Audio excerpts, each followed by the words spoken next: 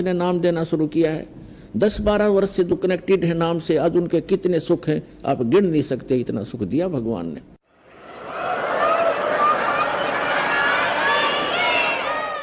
तो पावर से कनेक्शन होगा तो आपके सारे काम चलेंगे। और दूसरी बात यह कि आपने यहाँ से दीक्षा ले ली, आपका कनेक्शन तो हमने जोड़ दिया, आपने जा करके वही नियम भंग कर दिए, वहाँ कनेक्शन कट गया। फिर आप आते चक्कर भी लगाते रहते हो और कहते हो हमें तो नाम भी ले रखा, कोई लाभ नहीं हो रहा। तो कनेक्शन कट गया, वो पावर मिल नहीं रही आपको, तो लाभ कैसे होंगे? तो आपने कनेक्शन को ठीक रखना है, मर्यादा भंग नहीं करनी। यहाँ ऑटोमेटिक कनेक्शन कटेगा आपका। आप जरा सी भी मर्यादा भंग कर दोगे भगवान साथ नहीं देगा। कबीर साहब कहते हैं जब लग अंसा हमरी आना और काल लगे नहीं तेरा बना।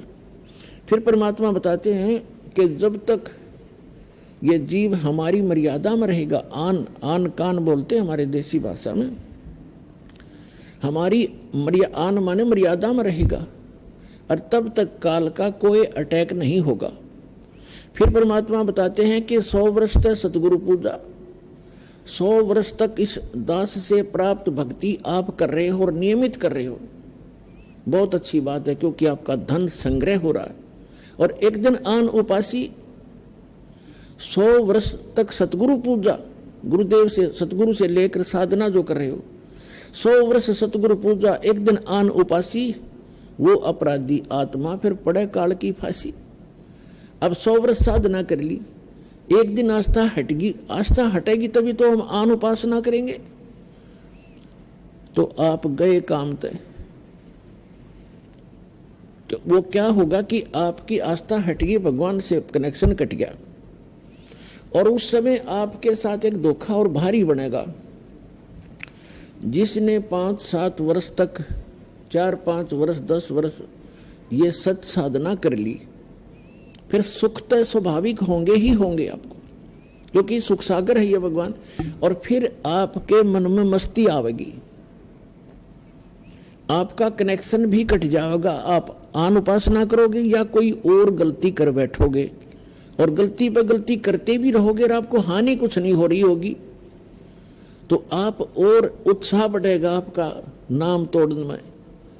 लेकिन आप भूल चुके होगे उस समय कि जो आपको सुख हो रहा है, अभी कोई आपत्ति कनेक्शन कटने से, नाम कटने से भी नहीं आ रही है, आपका इन्वर्टर चार्ज हो गया।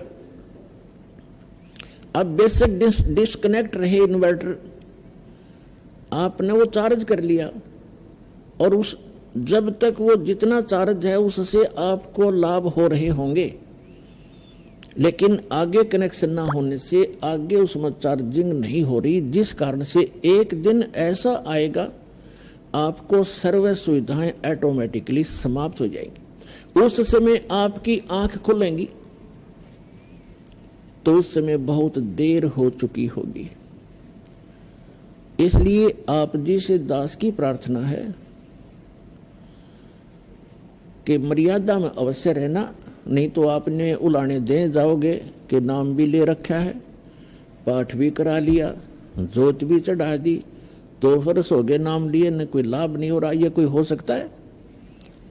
अगर कनेक्शन ठीक रहे और आपकी मशीन ठीक है, पावर आपसे फुल पावर से 3 फेज से कनेक्शन है, मोटर ना चल रहा है, ये हो सकता है? तो यहां परमात्मा कहते हैं सतगुरु के दरबार में कमी काहे की ना, अनसा मौज नहीं पावता तेरी चूक चाकरी में।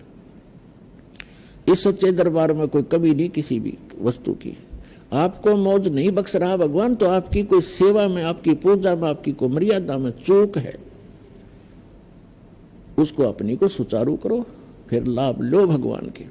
तो दास जो कहना चाह रहा था, इसे गंदे लोक में हम रह रहे, यहाँ एक पल का भरोसा नहीं, और वो माया धरी धराई रहेगी उस बाई की, पूरा परिवार नाश हो गया 5 लाख के चक्कर में।